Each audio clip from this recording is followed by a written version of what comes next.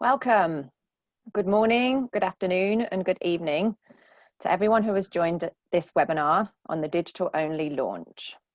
Before I start, I'd like to say a very special thanks to our partner, EY, who have been instrumental in putting this session together. We'll hear more from them later. So, results show that for 85% of brands, their long-term success is defined in the first 6 months after launch. And so with COVID-19 appending the well-trodden path of pharma customer engagement, we're in a position where teams are unprepared, the commercial strategy is misaligned, and traditional channels are ineffective or impossible. Today, we will discuss with our panel of experts who have all pivoted to a digital launch excellence strategy, how to ensure launch excellence in a digital-only environment, and how to execute a fit-for-purpose launch model through cross-functional alignment and coordinated data strategy. We have some formidable marketing leaders on the line, ready to answer your questions. So as we go along, please do ask questions. You should be able to see a question box there. We also have a number of polls, and so please stay with us so that we can get an idea of where everyone is in the digital launch journey. So without further ado, I'd like to introduce our panel. So we've got Susan Garfield, who is the Principal and Life Sciences Sector Commercial Lead at EY. And she delivers high-level strategy consulting to life science companies, specifically on rethinking go-to-market strategies. Welcome, Susan. Hello.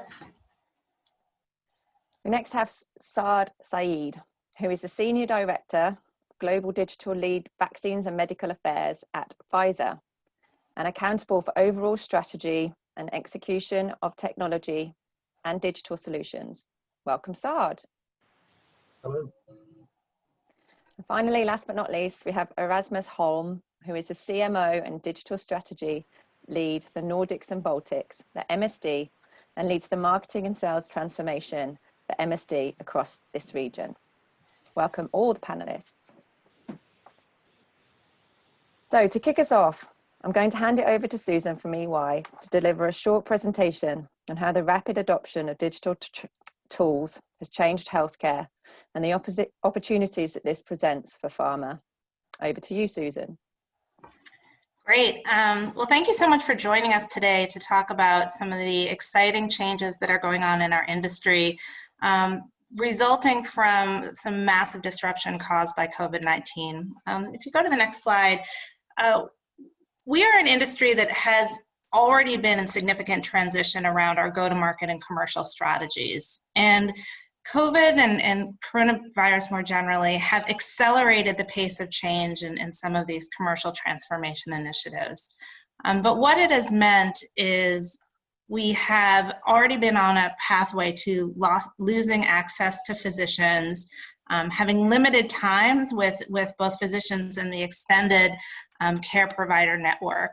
As a result of the virus, we have sales forces who are grounded or have constrained access throughout the healthcare system. So it's led us to need to adopt new digital approaches and technologies quickly and figure out how to incorporate them into standard commercial practices. So this is everything from virtual engagement technologies, building new personalized and directed tools into our overall engagement tool belt, building them into our CRM, and ultimately thinking about not only how this new model supports our products in the market, but how we're going to consider virtual launches moving forward. If you go to the next slide. We've done a recent poll of about 400 clinicians to understand what their points of view and preferences are in this changing landscape. And so when we think about the really unprecedented adoption of virtual technologies and how we are trying to engage clinicians in new and different ways given the limitations from COVID, we wanted to understand what some of their preferences were. So some of the things we heard was an increase in use of things like online sample ordering, And while some face-to-face interactions are still occurring and preferred by some clinicians, virtual meetings, emails are certainly rising to be the new standard. So as companies are learning how to scale telehealth and tele-engagement models, we're really reevaluating our overall digital engagement approach. And I mentioned telehealth quickly. It's interesting because while we are evolving how we engage from a commercial and marketing standpoint, the healthcare delivery system is also rapidly changing in how the clinicians themselves are deploying care. So it creates some really interesting opportunities for how life sciences companies can plug into this emerging model. There's a lot of change and learning, but that also creates significant opportunity. Next slide. So what's happening out there, and many of you are developing and deploying these very initiatives, is a rapid use of new technologies, but also innovation in how we're using them. So both in non-personal and personal promotions, this digital model is gaining steam. So I mentioned video e-detailing, creating new ways to engage meaningfully with customers, but also things like on and offline journaling, direct mail, websites, marketing emails, really taking our traditional approaches and making them fit for purpose given the constraints of the new world. And we are expecting and hearing from the initial data that the physician preference for video e-detailing is likely to increase. So we're not really creating an interim step. We're seeing the market evolve and expect durability in some of these new engagement approaches and preferences. So the question becomes, how can the life science industry leverage some of these virtual channels and digital triage mechanisms to create connectivity, relationships, and long-term value in this new world. Next slide, please. This digital engagement also provides some challenges. It needs to be integrated with your commercial engagement systems like CRMs so that you can manage and understand the impact of these new approaches. What's interesting is when we think about all the different vectors or ways from a commercial standpoint, the CRMs themselves are evolving along with the technology and innovation on the digital side. So keeping track and thinking about what are must-haves to support both the commercialization of existing products, but what is critical to build out for launches of new products is a really important consideration, and we'll be talking about that today.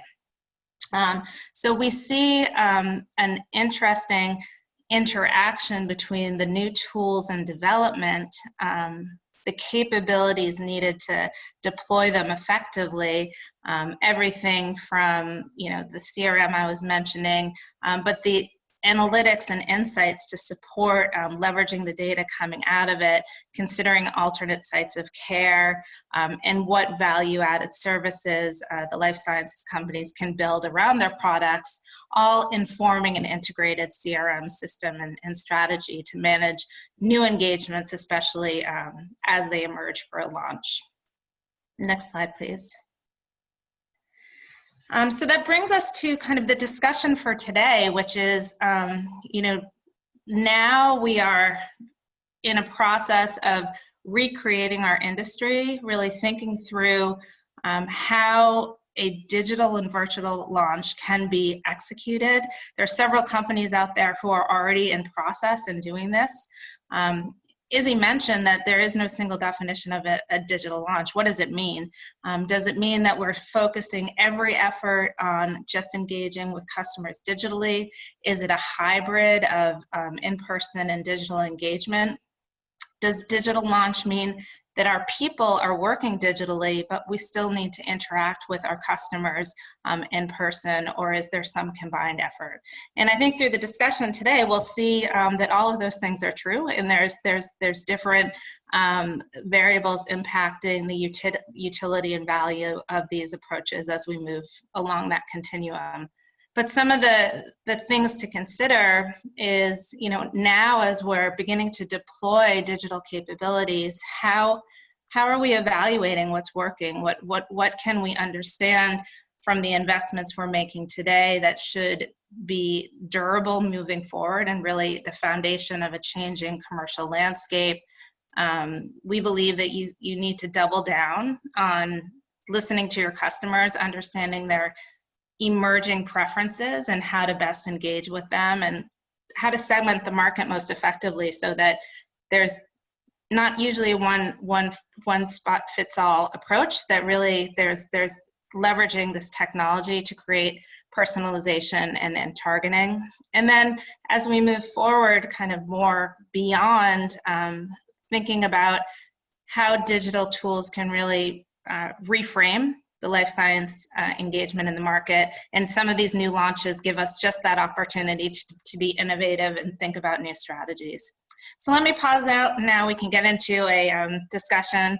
Saad and Erasmus obviously have an enormous amount of input to add. So Izzy, back to you.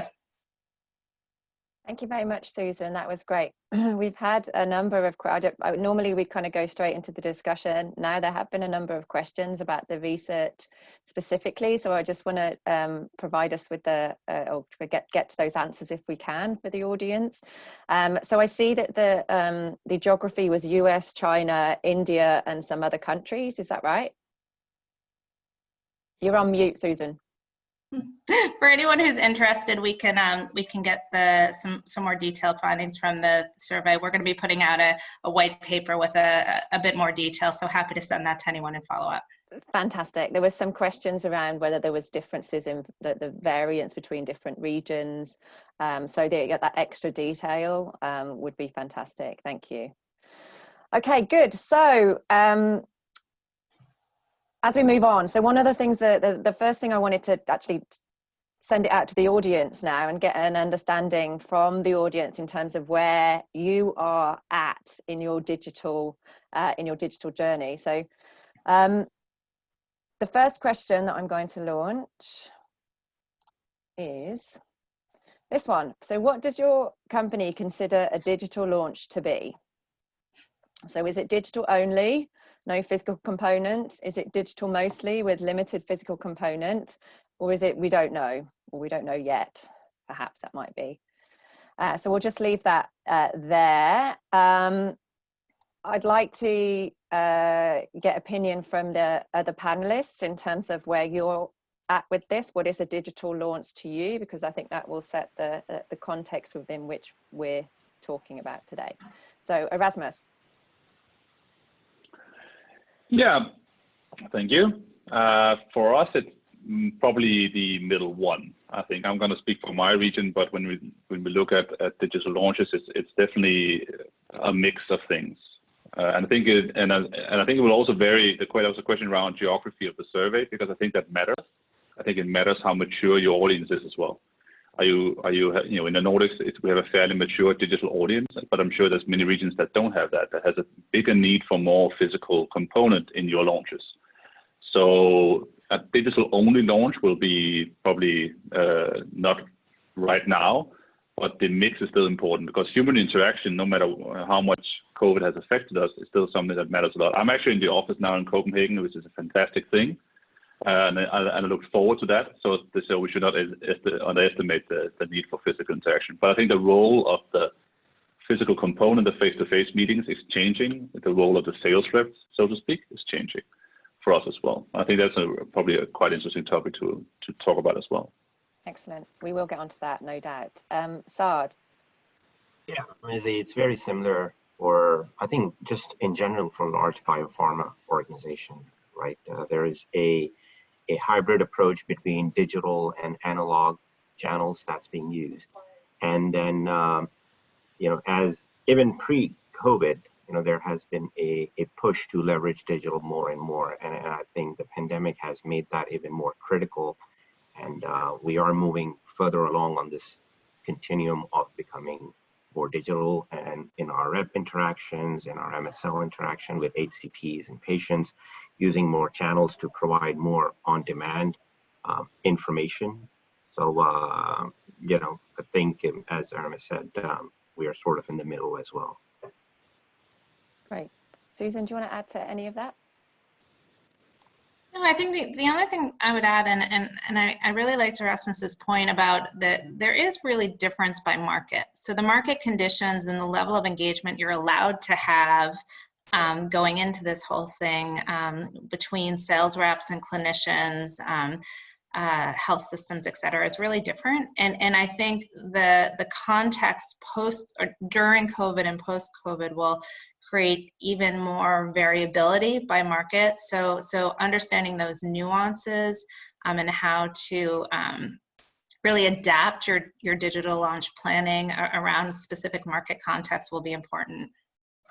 Yeah, so absolutely. So this idea of there's not one size fits all to this. You see, I think the one thing I would add there is traditionally there has been this notion that depending on the therapeutic class or depending on the drug, right, the engagement model needs to be configured. And I think even that notion now is being challenged, right? There really is, people will be hard pressed to say, hey, why can you not engage a patient digitally or an HCP? So I think leaders, as they look at the future, would be sort of challenged with that question that, there is no actual reason of why some things cannot be done digitally, depending whether it's the market or the therapeutic class or a particular drug.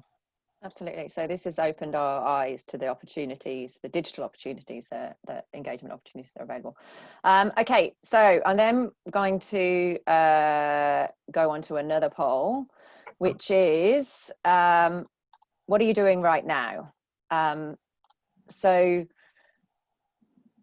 there's several options. So we're preparing to launch digital only, so no physical interaction. We're preparing for a mostly digital launch, limited physical interaction. We're preparing for a normal launch. We're pausing a launch to launch normally when the time is right. We're not planning any kind of launch. Can I get the panelists' perspective on this in terms of where you're at currently in this journey? So Saad? Yeah, I think we are somewhere on the north of normal launch where, like I said earlier, even before the pandemic, we had been looking at leveraging digital channels to drive access, reach, education, whether it's for scientific evidence or awareness of our therapeutic area for our patients. And now this has really pressured us and given us the opportunity to leverage more and more digital options. So I think there is a calibration that's happening, and I would say we're somewhere on the north of a normal launch where we'll be looking more towards digital channel to sort of be in the mix. Excellent. Erasmus? Yeah, and for us, unfortunately, it's very similar, but it's definitely, I think before COVID, we were already planning, of course, doing a lot of, say, social distancing, do a lot of digital data analysis, really focusing on the customer experience, focusing mostly on digital. I think now COVID has shown that has been a wise decision that strategy hasn't changed.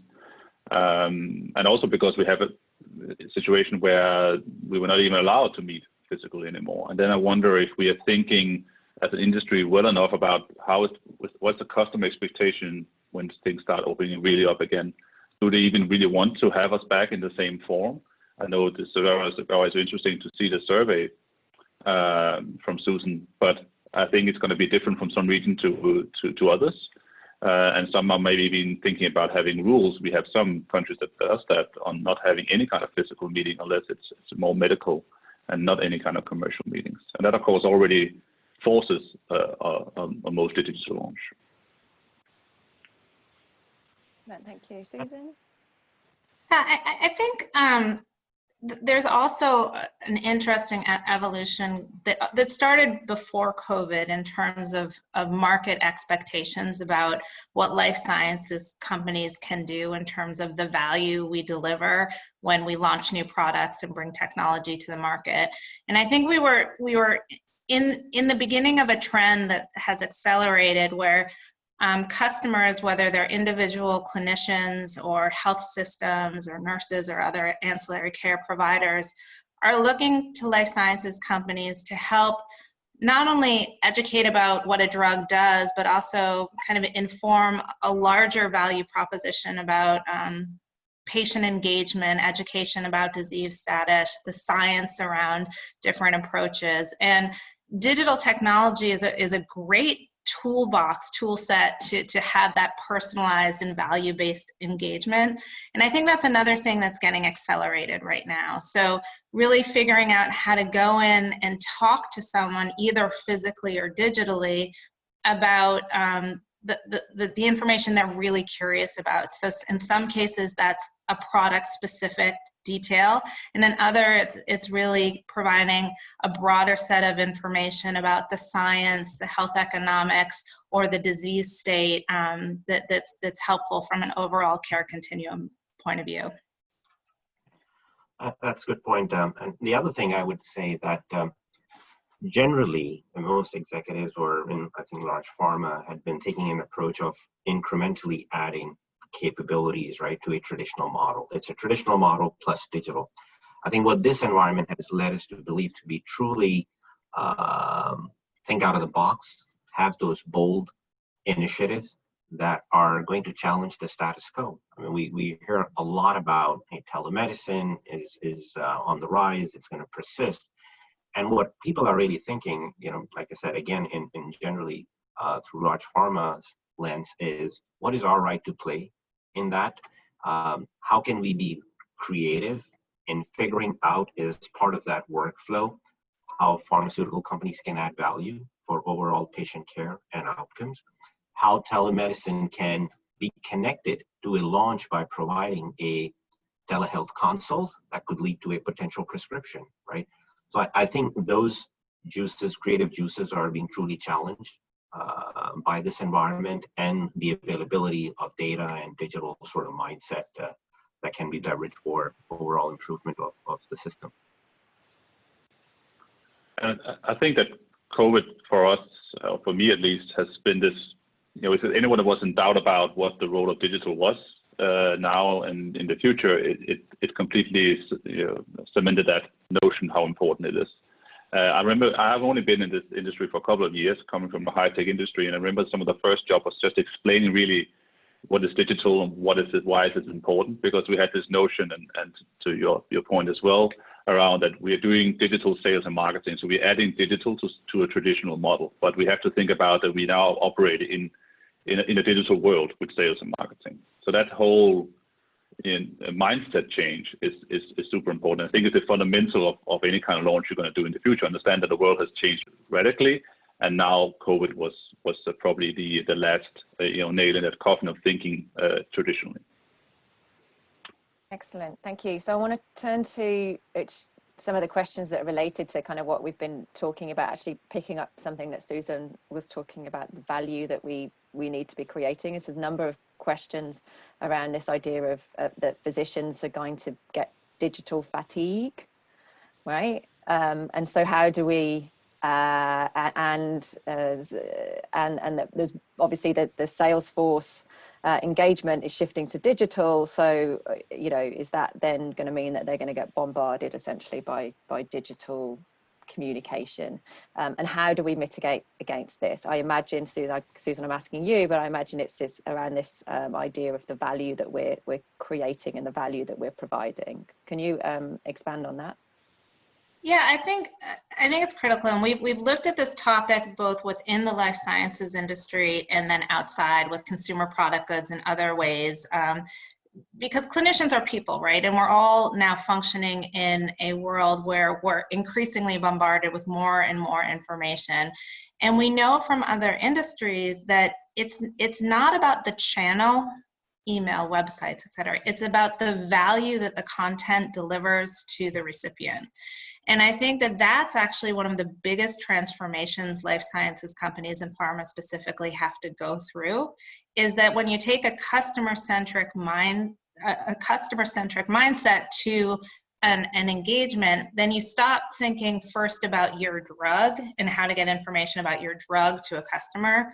You start that engagement from what are my customers' needs, what will make their life better, what is the information they need in their context for their patients and for their provider needs. And then when you frame information that way, then it has utility to the end user. So you have to worry less about share of voice and more about delivering value. So I think that's how you get around some of that digital fatigue when you're actually engaging with people, delivering value and meeting them where they want to be. I want to go to one of the questions which is related to this. It's from an anonymous attendee. It says, it's quite a long preamble. So how much are the speakers looking at the use of digital in B2B launches outside of pharma? So this is what you've been talking about, Susan. Many other sectors have been largely digital in terms of launches for 10 years or more and seeing significant advantages. Are they leveraging the experience their consumer health colleagues have, for example? It seems like what is being suggested is that we try to make a physical model into a digital model. Can that be the best approach? Susan? Yeah, and I'm interested in what my colleagues have to say, but I think we're changing the model. I think our old pharma model was about sending sales reps in, creating relationships, and talking about drugs specifically.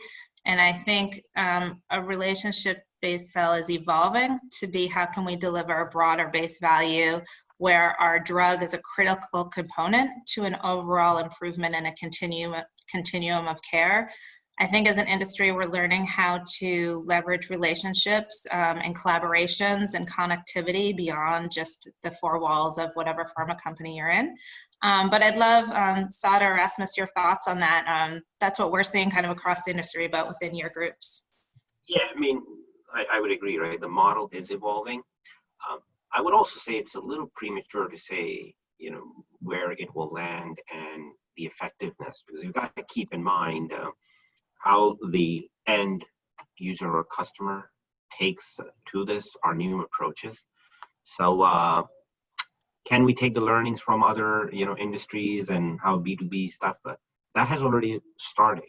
That has started even within pharma. We are leveraging whether it's chatbots, virtual assistants, online order taking for certain products and initiatives. So that thing has already started, but I would definitely agree with Susan that it is evolving, and we'll yet to see how sort of it fares out in the next couple of quarters.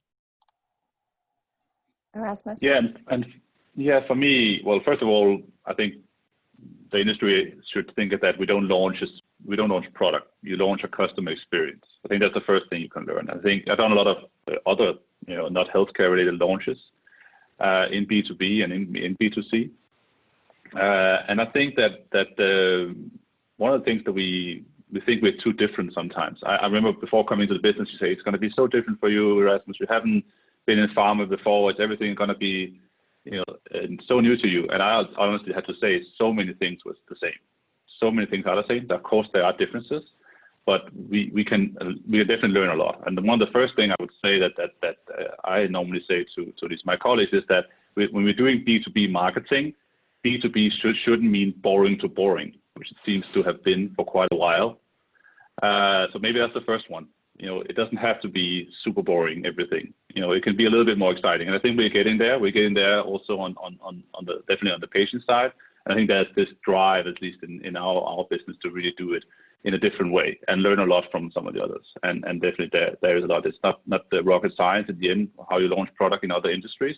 But that's for me a lot to learn. The one thing I would add where there is a little bit of nuance here. Amazon knows a lot about me than a pharma company will ever know about me. And that's just because of health information, privacy, and stuff like that, right? So as a manufacturer, there is a bit of an arm's length of how much a manufacturer, right, which is a pharmaceutical company, knows about a patient or will ever know about a patient, given the current regulations. They may get challenged, right, or they may evolve in future. But I think compared to some of the different industries, there is a little bit of that difference that the pharmaceutical company needs to deal with. I think you can get around that with some partnership models if you do it right. Then you can get around some of those, definitely some of those barriers. But of course, definitely, and we have to, do it right. I completely agree. It also depends on the type of launch. So many companies right now are launching hyper-targeted therapies or specialty products for very small populations, orphan, ultra orphans. And the type of launch in that scenario is really about finding the patients. It's about finding the subset of clinicians who deal and manage with these patients. It's very different than a launch for a more general medicine product or even a vaccine, as Saad knows so well. And so that what you're solving for can be very different. Digital technologies are gaining steam in their ability to be hyper-directed, and so creating incredible muscle for even small biotech companies launching very targeted therapies. So I think the other thing that we should think about is not only kind of the digital versus traditional launch, but digital as a great equalizer between big and small companies, and how that's really an interesting new facet of what's emerging as we transition into a more digital engagement model. That the power of the 2,000 person sales force, it really kind of resets the table a bit in the market. Excellent. So it does nice segue into the topic which I knew we were going to get onto, which is the sales force. Now we could have a whole webinar in terms of the role of the sales force in a post-COVID world or a COVID world. There's a question from the audience which I want to start with, which is, what important factors does rep face-to-face engagements bring that may be lost by replacing this with digital? Any insights on how we can address this? Now, we've already spoken that this is not digital doesn't replace the sales force, right? We're talking about a kind of a re-engineering of the model. So with that in mind, if anyone would like to start to answer that question. Well, one thing just as a starting point is, you really have to ask the question of what you want your sales force doing. And if you have a face-to-face engagement, what are you trying to accomplish? Is it awareness? Is it relationship building? Is it kind of creating a pathway for communicating more in-depth information? As a life sciences industry, we have several different dimensions of engagements with customers. The sales force has been more the kind of traditional product-based information transfer, some around the therapeutic area, et cetera. We then have a whole different segment of engagement with our medical service liaisons that is more of a scientific-based engagement, communicating about studies and the leading edge of research. We have other folks that are communicating about reimbursement and pricing and access issues.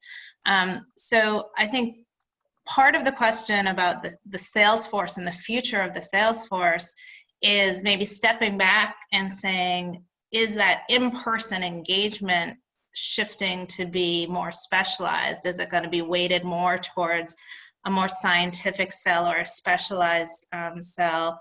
Or is that a better dominion for digital, in that more generalized sell is really great for that traditional sales force face-to-face? So I guess the question for me is not whether the sales force goes away. I think the sales force face-to-face will stay, but how do we leverage it, and will it evolve? Erasmus, I'm sure you've had these conversations internally. Yeah. Again, it is it's not a clear-cut answer in the end, because it also depends on, again, some markets it will be different. But I think in the end, it's finding out the real need, of course, the clients you have there and the market you have there, in terms of what kind of interaction should you have. I think the fundamental thing that will change with a lot of the sales force will be that they have to include and be part of the whole marketing operations somehow. They have to be very linked. You know, if we do a big webinar, they have to engage on LinkedIn and with their relationship, with their personal relationship, which was, I think, the key thing they really can bring is that personal relationship with some key customers. And then they do maybe, you know, go on LinkedIn and they do social networking there, or they know all the different digital assets that's available and can guide the decision to the right content that serves their need more than we are maybe able to with the, let's say, marketing automation machine. I think that's where they play such an important role. But the traditional one that maybe come with a brochure and do 10 minutes pitch is probably gonna struggle in the future. Saad? I mean, I think the only thing I would add, as long as it's enhancing that end user experience, I think the mix will bring more impactful results, right? We've always got to keep that healthy balance and the end user experience, whether it's for an HCP or a patient, and the role of that sales team, I think, would sort of definitely evolve into more of a strategist and more of a, I should say, strategic relationship as opposed to a transactional, you know, one-time sort of detail and stuff like that, while using some of these different technologies and channels. It's a great point, Saad, and what we're seeing with some of the companies who are preparing for launches in these challenging environments is really rethinking the capability set that the salesperson needs to have in this new environment. So as Erasmus was saying, the ability to navigate multiple different digital channels is critical. It's not something you take for granted anymore, but part of the core training. You know, how to run a good virtual meeting is different than how to walk into an office and having an engaging conversation. It's a different skill set. How to follow up and communicate and review those different channels, it's a different skill set. And how to take a portfolio of digital tools and understand the specific needs of your customer and create that connectivity. It might be a different capability set. And so looking at your sales team and understanding, not just from a numbers standpoint, what makes sense in this new world, but the capabilities that they need to have to be effective is probably a critical starting point as well. Yeah. And I think also have to remember. Go ahead. No, that's that. To add that we have to remember also the customers are still have various degree of maturity. You know, we see customers that doesn't know what a browser is, and we some who has, you know, Instagram accounts and you know, and are 5 different social media channels. So that also requires a different kind of interaction that we can't all, you know, be digital. Yeah. And the one thing I was going to add that when we talk about the overall experience and that strategy to engage with, whether it's a patient or HCP, it's not just about that detail, but, you know, now HCPs are attending virtual congresses, you know, webinars more than before, right? So how is that sort of being tied into this digital experience that you're creating with your customer? I think that has to be really factored in this sort of a 360 approach. That is even more important now than before. Yeah. One of the questions that's coming in now is also now about MSLs. So if we talk about the sales force, what impact does this have then on an MSL? If we're talking that the sales teams need to be more strategic, is that the same for an MSL? What impact do you see there? Yeah, I think it's very similar, and the role of an MSL, I think. Just medical affairs in general typically used to be in backdrops of R&D and commercial, but now in crowded therapeutic area where there are many products in a particular class, right?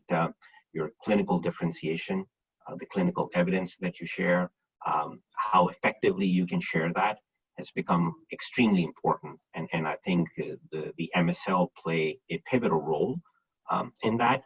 And now I think by leveraging, again, technology to sort of provide simple answers, easy to navigate things using through chatbots, virtual assistants, would allow the HCPs have that interaction, and then make room for MSLs to even have some more meaningful and impactful, conversations with their counterpart.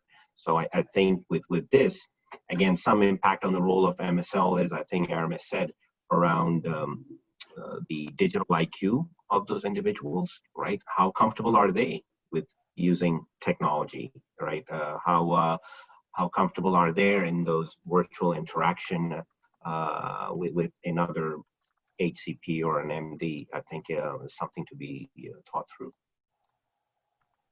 I agree. I'm very bullish on the MSL. I think the drugs, the interventions, the technologies that the life sciences community are developing are so much more sophisticated in many cases than they have been. And there's often not a simple sell. So if you think about some of our targeted therapies, for example, you really have to have a nuanced and detailed conversation about patient identification, complex treatment pathways, making choices that involve diagnostics to lead to therapeutics, and access within a complex system of care. We look at some of the hyper-personalized interventions, for example, gene therapies, et cetera. And I think that as a result, the science-based education collaboration, helping clinicians adopt new treatments within an already complex system of care where they don't have time to really understand the nuances, where sometimes these patients are one of 1,000 that they see. They need help to really navigate some of these new and emerging pathways and treatments. So I think the MSL is a really tremendously helpful asset to clinicians when deployed effectively. And I think life sciences companies are really stepping up in the way that we consider and leverage them and deploy them in the market. The other thing that is, I think, going to be increasingly challenging in a post-COVID world, or in a during and post-COVID world, is around the world, healthcare systems are tremendously burdened right now, not only from a providing care, but more and more with the global recession from an economic standpoint. Resources are going to be constrained, and both from a reimbursement side, but access and healthcare delivery. And that, again, creates a role and an opportunity for life sciences companies, either through enhanced communication about the access payment and reimbursement issues, and from an MSL standpoint, how new technologies can be accessed in different markets, if there are hurdles, if there are support and activities to gain access. But I think it's going to be a challenge. I think launching over the next few years is going to be within an environment of increased cost containment and access challenges, where some of these upper level, either MSLs or access liaisons will have added value. Susan, if I may also add, I think for anybody who has some knowledge of life sciences, it's no surprise of the shift from volume to value, right? And clinical differentiation, overall improvement in health outcomes play such an important role in that paradigm, not only just for health system, just overall healthcare system, plus and inclusive of payers and all the different stakeholders in that space. And MSLs, or along with other functions, play a very important and a critical role in supporting that shift, right? By providing data, by looking at, how interventions or experiences, whether digital or non-digital, can help improve overall outcomes for a particular patient, right? By looking at solutions that take patient-reported outcomes and can share it with HCP, so they can look at overall clinical improvement in somebody's condition or treatment. So I think MSL, beyond communicating the scientific evidence, play also a pivotal role in sort of that treatment journey or improvement of that treatment journey for a patient. Yeah, agree. Excellent. So I want to just take a few steps back now. We've gone down this route for kind of face-to-face engagement and MSL. And I know this is going to be something which the audience are going to be really interested in. So it's around the challenges and lessons learnt of going down this journey. So obviously everyone here on this, the panelists here have all got experience. But before we do that, I just want to launch a poll to find out kind of what people see as the biggest challenges when it comes to a digital launch. So what do you think is the biggest challenge of a digital launch? Is it the coordination across multiple channels and functions to ensure a greater customer experience? Buy-in from senior management to go digital? Buy-in from the sales force to change the way they operate?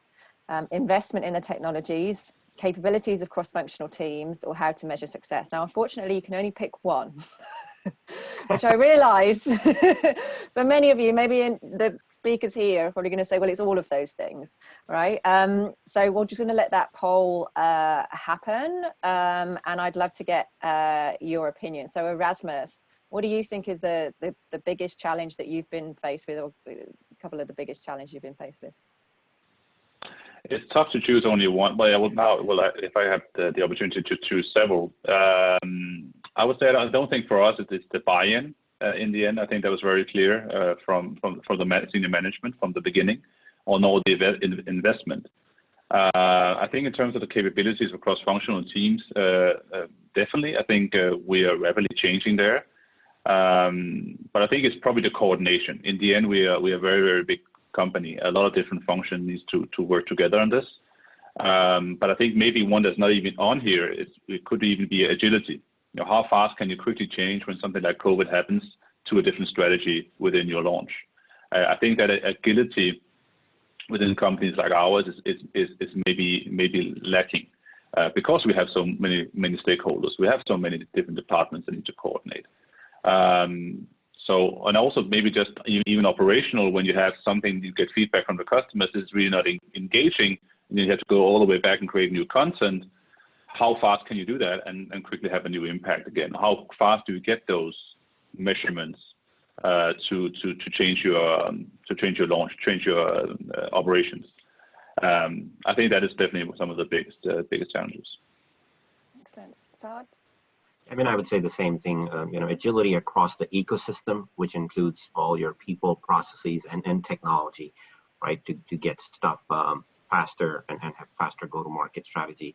And then this orchestration of a well-oiled machinery, including simplicity of the message that can make yourself or your message stand out in the clutter or the fatigue that we're talking about. I think those are some of the challenges. I think support, buy-in, realization, we have all of that. Yeah, so it's clear for the number one, 44% said that the biggest challenge is coordination across multiple channels and functions. So everyone's in agreement there. Susan, do you want to comment? Yeah, I think that's right. I think coordination is critical for making the decisions and beginning the execution. I think we also are going to have challenges, and it's really we're seeing a lot of our clients and companies across the life sciences continuum doing right now, making a lot of decisions, acting. We're in a very reactive stage right now, but we also need to remember to spend the time to evaluate what we're doing and really understand in a very systematic way what's working, what to double down on, and what aspect of these new activities and investments is going to have the most durability and impact over time. And because there's so much change in the external landscape, our customers are also figuring out what works for them, what they want, what their new work context looks and feels like, and that's going to change over time. So I think there's an inherent need, and I love the concept of agility. We've been talking a lot about business resiliency, and all of these concepts are really about how can you have your learning antenna really up, how can you be listening with great purpose to the market, and creating a lot of data feedback loops so that you can continue to change. I think the one constant in our market, in our commercial planning moving forward, is there's going to be an incredible amount of change, and that change is going to be routine. So we need to start planning in a way that every 3 months we're reviewing, we have data, we're considering what needs to change and adapt. So kind of the start, stop, continue model needs to be embedded in standard practice. Excellent. Anyone want to add to that? No, I think it just triggered me. You said 3 months. Maybe I was thinking, every 3 hours almost. That you have to be so much faster. Right? For example, Dyson pivoted to making respirators in 10 days. So how fast can we move? Can we move that fast with creating a new email and sending that out when something happens? Maybe that's a thought as well for some of the participants. Yeah, it's exactly right. I mean, and the other thing too is there's some amazing practicalities that underpin this whole transformation. So for example, we're working with several companies right now to look at their promotional material review process. And you think, oh, promotional material review, it's so boring. I want to talk about digital launch. It's so exciting. But to change the way we do things, we still are working within a highly regulated environment. And to push content out to our customers, it all needs to be reviewed from a legal, compliance, medical standpoint. And our processes in most companies are pretty ancient, slow, and risk averse in how we do that. So just by way of example, we're working with companies to really relook at that. How can we use technology to increase the pace of review, use things like AI and other platforms so that we can push more content through in a safe, compliant, and risk stratified way. But if you're moving to a predominantly digital engagement model, that means that the material you're sending out is more personalized. That means much higher volume of content. And unless you have the review process set up to accept that increased level of throughput at a higher speed, you're not going to be able to deploy effectively. So that's the other thing. We need not only coordination, but really detailed planning on all of the functional and operational enablers to make it happen. Yeah, because I think my guess is those 244 who chose that, some of them are definitely probably marketeers that are extremely fast, maybe executing on their material, but if they're waiting in 2 weeks to get it approved, absolutely, So it's agility goes across all divisions, but often it happens from a commercial side, and you have to go at scale. Otherwise, it's not going to work. It's not everybody kind of has that agility. No one will be agile in the end. Good. So although this wasn't one of the top challenges, it's something we talked about beforehand that we wanted to discuss, and part of this is around measurement. So how do we measure this? And I mean, in light of what we've been talking about now, that we've got to be more agile, do things quicker, how do you measure that in a world when pharma's typically looking at, I don't know, 6-month brand planning? I don't know what it would typically be, quarterly brand planning. How do you then measure as something that you're trying to track hourly, right? So what are the challenges around measurement, and what are the kind of some of your top tips for people out there who are looking at ways to measure the success of a digital launch? Erasmus? Yeah, I can go first. Of course, there's always going to be a business measurement, of course. Sales, of course, is always going to be there. We cannot, so that's important. We're never going to get out of it. But there's something around the notion around KPIs and maybe NPS scores and so on. I would probably encourage people to really look at, some customer performance indicators instead, like what is actually the things that you want people to engage with you? What channels are you? If you're focusing a lot on website or you have microsites, what does actually want people to do in that site, and then start measuring that more than just looking at some standard KPIs that are there. So really something to reduce friction on the things that we have. Well, we have a lot of content. How is that content performing? And what do you actually mean with performing? Is it how much time they're reading it and so on? I think you have to go down to details, specifically how you have your launch, what channels you choose, what kind of content is there, and then find some customer performance indicators for that. I think taking some standard KPIs, standard NPS scores, I try to encourage not to do that, to be honest. I try to say you have to look more closely at the customer experience and find those specific customer indicators, and then start measuring those. Excellent. So Yeah, I think, Susan, yeah. I think we have to be very conscious of the fact that our customers, as I mentioned before, are in a period of great flux right now. So as we measure the impact of some of our go-to-market activities and launches over the next 6, 12 months, I think we have to look at some more nuanced KPIs, as Erasmus was indicating, because it may be harder for people to make durable decisions. It may be harder for people to allocate resources.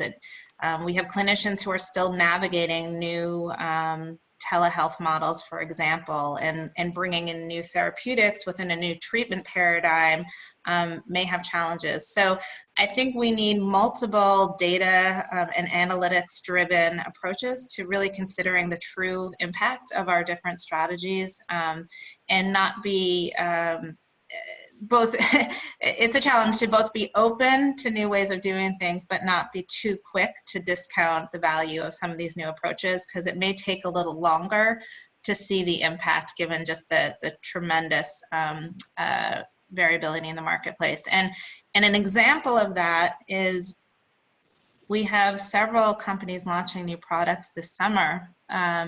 And we're expecting, at least in the United States, probably a pretty significant second wave of COVID in the early fall. So if we have a significant disruption externally while we're delivering kind of in the first few months of the launch, you really need to consider that the impact and the commingling of several factors when looking at the value of the different strategies. So it takes a lot of data analytics collaboration and building in different levels of external risk into your forecasting so that there's alignment among the different stakeholders and how you're going to measure the value and impact of some of the digital launch approaches. I think, Mizzy, I'll just quickly add a couple of points here. See, the velocity and the variety of data in this environment is going to change, And I think as leaders, as executives and owners of these digital launches, they've got to keep in mind the end outcome and those business metrics that they're trying to achieve, and then have a very thoughtful, deliberate approach of the kind of data you will use to measure those. I mean, it is a new normal outside in the world, and you just got to be a little bit more deliberate and thoughtful in measuring those successes, but keep an eye on the end business metrics and outcomes. Good. So, I mean, that leads you to the final comments, really. So everyone's got 20 seconds to kind of give the audience the one thing that they need in order to do this and make this work. So is that possible? Probably not in 20 seconds, but let's see how we go. So what would be if you were talking to a team that was going to set this off tomorrow, what would be the one thing you'd say to them as your top tip, Erasmus? You don't launch products, you launch experiences. Efficacy and safety is not enough. It's super competitive. So have a deep understanding of the customer and build a customer experience first, and then work your way back to the product. Excellent. Susan? I think focus on the value proposition of your technologies. And if you can really focus on that, choose the channel that will deliver that most effectively from your customer's point of view. And also be bold and be creative. These unprecedented times have given us license to reinvent our industry, and the time is now, and it's really exciting to see what's happening out there, and I think you all are the agents of change, so very excited to see what we can do together. Excellent. Saad? Yeah, I mean, I would say two things, right? Don't underestimate the creativity of your colleagues and the talent. I've been surprised in the last few weeks with the hard work and the creativity that all of my colleagues have brought to bear to improve patient care. And the last global disruption in 2009, 2010, because of the financial crisis, brought in a lot of opportunities and new models, Ubers, Airbnb, all those things. And I think there are opportunities now as well, or there will be, and we've just got to think out of the box and apply those to our particular domain. So those are the two things I would say. Excellent. So it's really great that we're leaving on a positive outcome. So it's focus on the experience, be bold, be creative, basically just go out there and get it done fast as you can, right? So I want to thank everyone, all of the speakers, Saad, Susan, and Erasmus on the call today.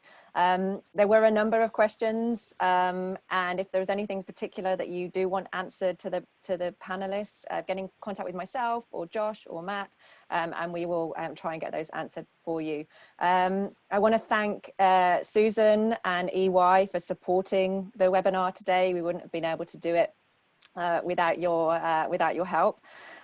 Also want to let you know that if you want to find out more about this particular topic, we will be discussing it in detail, in depth, and the impact that COVID is going to have permanently on our customer engagement models.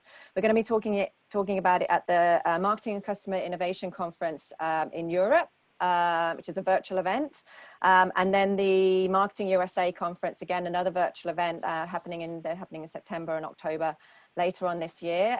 So those are all events that you can get involved in if you want to find out more about this topic. But yeah, just want to say thank you very much to everyone. Thank you very much for participating, all the 3,000 attendees that we had sign up, and I'm just going to say goodbye now. Thank you very much. Thank you all. Bye. Thank you. Thank you.